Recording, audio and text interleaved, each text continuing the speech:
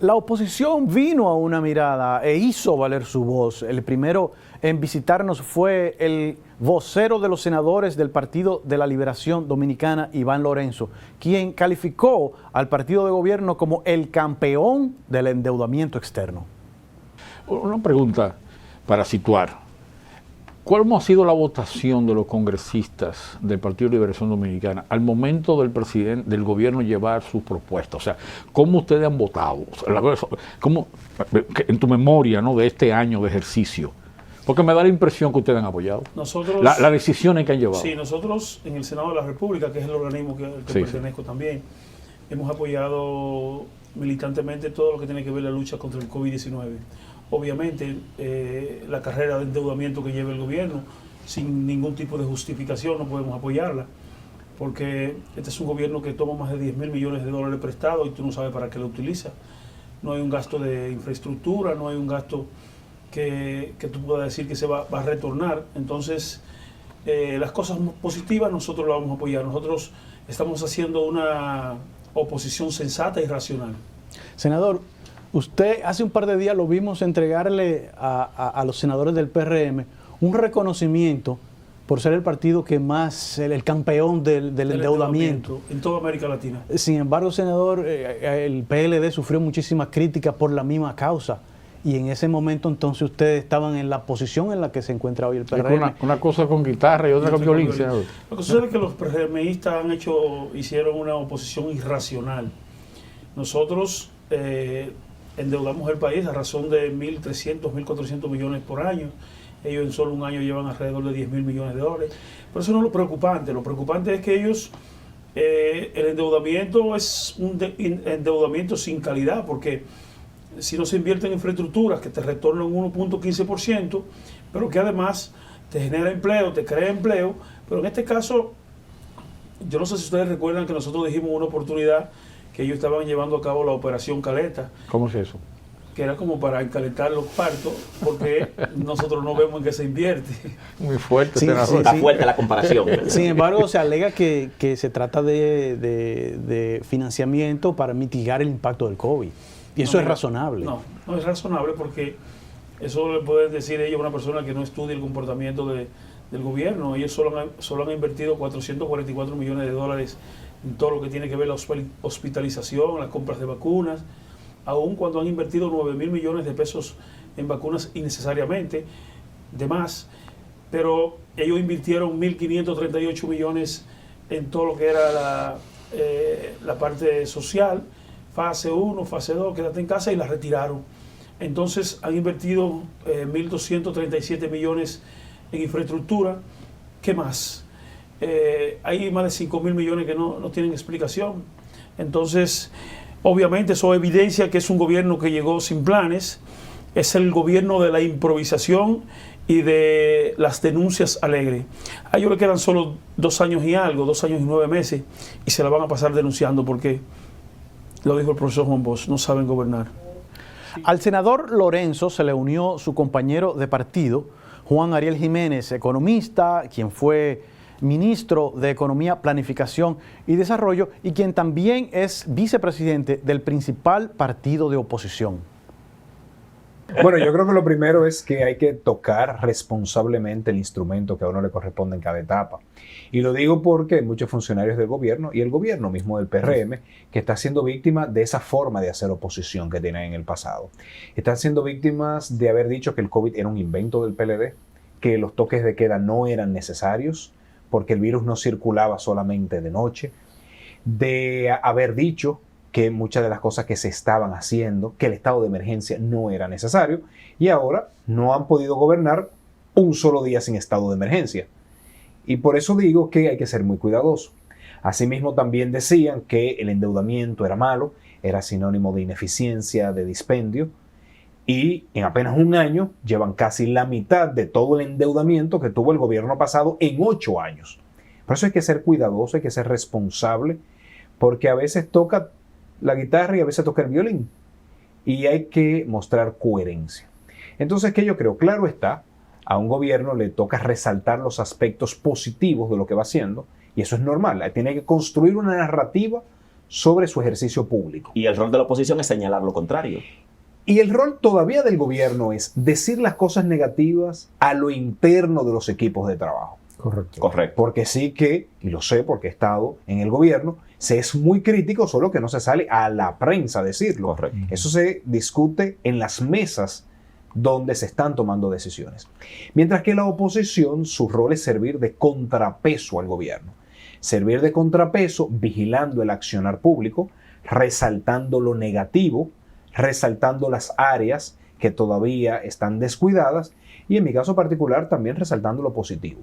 O sea, si ustedes se fijan, yo he salido a decir muchas cosas positivas del gobierno. ¿Qué tú crees que ha hecho bien en el plano económico? Bueno, de hecho, yo fui quizás de los primeros en felicitar el plan de vacunación. Cuando se estaban cuestionando el tipo de vacunas que se estaban trayendo al país, yo salí a decir, pero los organismos internacionales la están avalando. Correcto. Cuando el gobierno inició el endeudamiento que tiene, yo salí a decir, si lo van a gastar bien no es criticable. Okay. El mero endeudamiento de por sí solo no es malo. Correcto. Voy a esperar para ver qué tipo de gasto ese endeudamiento está financiando. Correcto. El exministro de Economía también criticó el endeudamiento. Volvamos, Juan Ariel, tú hablabas de la carrera de endeudamiento que tiene el actual gobierno. Y dices y plantea que el endeudamiento por sí no es malo.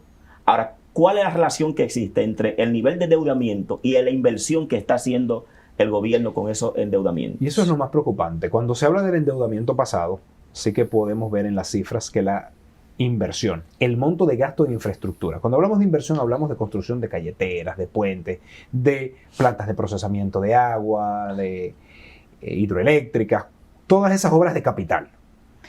Siempre superó el monto del endeudamiento. O sea que la inversión era mayor a lo que se estaba endeudando el país. Claro. Con lo cual no quiere decir que todo era bueno. Podemos discutir, esta obra era más necesaria o menos necesaria. Correcto. Podemos discutir, bueno, no era necesario quizás todos estos edificios rimbombantes que se tuvieron y quizás hubiese sido más importante descentralizar la inversión en el territorio. Quizás menos capital, más campo, por ejemplo. Pero sí es cierto que la inversión era superior al endeudamiento. Este año no. Estamos hablando de que este año, que las cifras a julio muestran un endeudamiento superior del sector público no financiero, dígase el gobierno, sin incluir el Banco Central, un endeudamiento neto de cerca de 8.300 millones de dólares, cuando la inversión apenas era 1.600, 1.800 millones de dólares. Y el argumento del gobierno de que eso que tiene que ver con el COVID, tiene que ver con los trámites de contratación que dificultan. ¿Qué te parecen esos argumentos? Y que también tiene que ver con el nivel de gasto que ustedes hicieron plantear el gobierno. Tampoco es correcto, porque es que los economistas siempre vemos los números. Sí. Cualquiera puede hacer un argumento y uno va a los números y dice, vamos a ver la realidad. ¿Y qué dicen los números?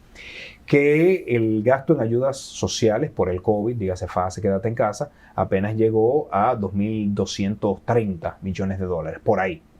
Y que el gasto que se estaba teniendo en el aumento del presupuesto de salud pública para COVID, estamos hablando de 450 millones de dólares. O sea que uno lo suma y uno dice, bueno, 2.000 millones de dólares. Eso no es ni la mitad de 8.300 millones de dólares de aumento. Uno suma COVID y la inversión y no da ni la mitad del endeudamiento. ¿Y dónde está el dinero? ¿Y dónde está el dinero entonces? La impresión es que este gobierno emitió mucha deuda al principio y como no tenía la capacidad de ir ejecutando, porque estaban aprendiendo y es normal, no es criticable. ¿Falta de planificación? Hay falta de planificación. También hay algo muy importante y es que a veces desvincular a todos los técnicos que tienen años, décadas conociendo esos sistemas y traen a otras personas a aprender. Entonces, obviamente, esa curva de aprendizaje les toma un tiempo. Saber cómo se saca una licitación, cómo se hace un pliego de condiciones, cómo se ejecuta todo el ciclo del gasto. Eso no es fácil, hay que aprenderlo. Entonces, si sacan a todo el que sabe y lo sustituyen por personas que por el momento no tienen esas competencias, se da cualquier tipo de cosas, incluyendo la peste porcina africana.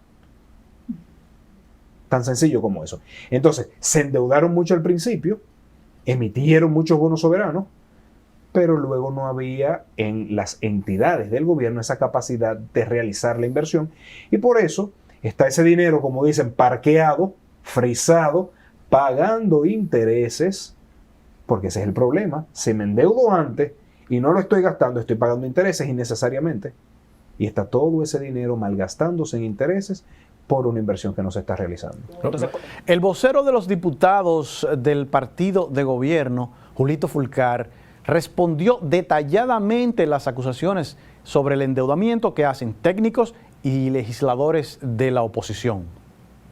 a propósito, Julito, de eso empréstito que tú has planteado, la oposición, ¿verdad?, los acusa a ustedes de una carrera desenfrenada de empréstito, diciendo que esa misma acusación la hacían ustedes anteriormente cuando eran oposición a ellos que estaban gobernando. ¿Cuál es la realidad de esta acusación que hace la oposición de esa carrera de empréstito que tiene el Congreso en este momento? Bueno, lo primero que tenemos que decir es que de todos los empréstitos que hemos aprobado en esta gestión, el 80% fueron negociados por la administración anterior. Si usted va Se lo dejaron sobre la mesa. y analiza las fechas de concertación de esos empréstitos, usted se va a dar cuenta que el 80% fueron gestionados y dejados sobre la mesa por la administración anterior, y nosotros lo que hemos hecho es dar continuidad de Estado. Pero además hay que decir que el gobierno del PRM encontró el país cerrado, en una situación económica calamitosa, catastrófica, consecuencia de que se habían caído la inmensa mayoría de las actividades productivas del país. Y es necesario que el país siga caminando. Si no recurríamos a los empréstitos, no podíamos atender la inmensa mayoría de las necesidades y las demandas del Estado. De hecho, yo quiero decirle que el gobierno no ha logrado ejecutar su programa de gobierno tal cual lo presentó al electorado, porque la realidad en la que elaboramos el programa de gobierno cambió drásticamente con el tema de la pandemia. Correcto. Ahora ha habido que concentrarse en trabajar sobre esta situación, sobre esta nueva modalidad que estamos viviendo en la República Dominicana y en el mundo. Y ello implicó que mientras estuvimos la economía prácticamente en el suelo, había que recurrir a los empréstitos para poder sostener el país. Tantos sacrificios que hubo que hacer con la parte de las políticas sociales, cuando la inmensa mayoría de las empresas privadas cerraron sus puertas y el gobierno tuvo que auxiliar a los trabajadores, entonces era necesario de alguna manera buscar el dinero. Pero gracias a Dios ya las cosas van cambiando y yo pienso que la curva de endeudamiento va a ir disminuyendo. De hecho, el proyecto general de presupuesto que estamos discutiendo en este momento para el año 2022 tiene una previsión de un déficit mucho menor que el del año actual. De tal manera, sin aumento de impuestos. Sin aumento de impuestos, porque recuerden que el presidente de la República retiró aquella propuesta que había lanzado públicamente de la reforma fiscal, consecuencia de la reacción que tuvo la sociedad dominicana, que hay que atender en cada momento. Eso es un gran logro, eso es un gran logro. Claro. En cuanto a creación de empleos, el director de Proindustria, Ulises Rodríguez, nos dio maravillosas noticias sobre la creación de empleos. Lo primero que hicimos fue, encontramos una situación crítica en Proindustria y tuvimos que, para poder fijarse las metas y todo, teníamos que hacer las transformaciones y mejorar las condiciones de esos parques que encontramos. Lo que respecta a los parques, nosotros pues, nos pusimos como meta remozarlo y relanzarlo para ponerlo a producir, a generar más empleo, nuevos empleos. Recuperamos, eso está cumplido. Vamos con la meta, estamos satisfechos porque teníamos unos 16,000 y tanto, unos 16,700 empleos antes de la pandemia. Y la meta nuestra era generar recuperar parte de eso. Logramos recuperar esos 16,700 empleos. Y nos trazamos una meta que fue de 5,000 en el primer año, primero así, que lo pudiéramos calcular. Y para ya el año siguiente, es decir, en el año a partir de que fijamos la meta, vamos a decir para febrero, marzo del año que viene, ya completar unos 27,000 empleos. Eso es lo que tenemos y lo estamos midiendo por parque. Le podría decir que, por ejemplo, La Vega, para citar un ejemplo, tu ciudad natal, Alejandro, encontramos el parque con unos 2,700 empleados, personas trabajando, y lo recuperamos, 3,700, que era lo que había en el momento más o menos. Ya nosotros en La Vega estamos hablando de 4,000 empleos, es decir que vamos aumentando. El objetivo y la meta con la ciudad de La Vega es de que lleguemos a febrero del año que viene, cerremos a febrero, es decir, entremos a marzo con 5.000 empleos, por lo menos 5.500, nos fijamos como meta 5.500, para ser más preciso. Y eso lo estoy diciendo con ustedes aquí, esto queda grabado, y entonces vamos a ver cómo lo encontramos y cómo vamos. Aparte de que ese parque estaba en ruinas, Yo vi y celebrando, lo creo hemos que reactivado. en San Cristóbal, en Baní, en Baní, también exactamente. estuvieron Exacto. celebrando la reactivación. También estábamos Recientemente. En Baní, reunidos correcto. esta misma semana en Baní, estamos trabajando con ellos para reactivar el parque. Debo decirle a ustedes que lo que estamos haciendo son cosas, y por eso cuando tú haces la pregunta de las metas que nos hemos trazado, pues van en esa línea, en generar, abrir parques que estaban cerrados y generar empleos en los parques, en esos mismos parques, y aumentar el número de empleos en los que estaban operando medianamente. Por ejemplo, nosotros nos pusimos como meta abrir un parque que tenía 16 años cerrado. ¿Dónde? En Cotuí. Y ese parque, 16 años. esa era la Ahí terminó la mayor celebración. La celebración. petición, según las encuestas, lo vimos, el anhelo del pueblo de Cotuí era que le abrieran su parque. ¿Qué ha pasado? Nosotros encontramos eso como un parque, yo decía, un Sí, parque cuando fantástico. uno está entrando, Tú entras a un es vacío. parque, 16 Uno años, está- no solo uno eso. está entrando al pueblo, ahí no se mueve nada. Infraestructura bueno, destruida, claro. a lo mejor también. Tú tirabas una moneda y cuando caía te Polvo. perforaba el zinc. Y así mismo, entonces, bueno, el techo, ¿no?, de las naves, eso está totalmente diferente. Yo pensaba que no, que eso era como un sueño de Ulises Rodríguez. ¿Cómo abrir eso? Pues ya hay 2 empresas instaladas, 2 industrias, una de tabaco y otra de ingeniería, que está capacitando a mucha gente. Ya hay casi 200 empleos, que no suena mucho, pero es mucho. Pero para Cotuí iniciar. es mucho, Y exactamente. donde hay Una provincia. cero, y empieza Donde hay a 0, 200. 200. Pero la meta de nosotros en Cotuí es, con la empresa que se instaló allá y con esta, es llegar a, vamos a decir, también a marzo del año que viene con 1.000 empleos. Cuando nos visitó en una mirada el diputado Aníbal Díaz, poniéndole un poco de sazón al programa, se refirió a las acusaciones y a las afirmaciones que sobre su persona tenía el ingeniero Ramón Alburquerque. Aníbal, quiero aprovechar tu presencia aquí porque contigo hay muchas cosas de que hablar. Vamos a aprovechar el espacio político. Quisiera preguntarle a Aníbal Díaz. En estos días, un dirigente importante del PRM calificó una intervención tuya diciendo como que tú eres un adulón en el hecho de que tú estabas diciendo que debe declararse a Luis Abinader como el candidato ya del PRM, y él dice que tú eres calificó como un adulón. ¿Qué calificativo, qué opinión te merece ese calificativo? Mira, Y si eso implica renegar de lo que todo el mundo conoce, que tú estás apostando a David Collado. Entonces, David Collado se posterga ahora. yo no es mira, don Ramón Alburquerque, él se parece mucho a una marca que había de computadora, que era la Washington.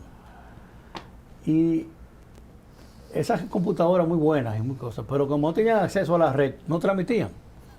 Entonces, él es una caja de conocimiento, pero que no transmite. Entonces, él no entiende. No lo que se estamos- actualiza, lo ¿no? que no estamos Ni está viviendo. interconectado. Entonces, la ¿Qué es lo verdad, más importante hoy día del conocimiento? Es la interconexión. yo lo respeto, lo valoro mucho, pero él tiene una visión vetusta y anacrónica de la convivencia social y política. Y es perfectamente la configuración de lo que no debemos ser. Aníbal, Él es una buena imagen de lo que nosotros tenemos que renegar. Porque usted no hace nada con estar altamente compuesto de conocimiento, tener una gula de conocimiento y no tener el sentido de comprensión del momento momento que histórico, vive correcto. la República Dominicana y que vive el PRM, que tiene que vivir sus pasos renegando de los errores que cometimos en la vieja casa y asumiendo el compromiso de la gobernabilidad del país. Un presidente que asumió en estado de excepción, que duró 12 meses gobernando en estado de excepción, que el 70% de los esfuerzos que ha dedicado al COVID. Usted tiene que entender, con 52 años de edad, que tiene que proclamarlo candidato pura y simplemente para que él pueda tener la oportunidad de sus próximos 4 años dedicarse a gobernar. Es democrático sin eso. COVID. Totalmente, porque yo no estoy diciendo que lo hagamos por un decreto. Es una convención de delegados en la que nosotros le digamos al país que tenemos criterio electoral efectivo, ¿cuál es el mejor recurso que tiene un partido en este momento, su presidente? Aníbal.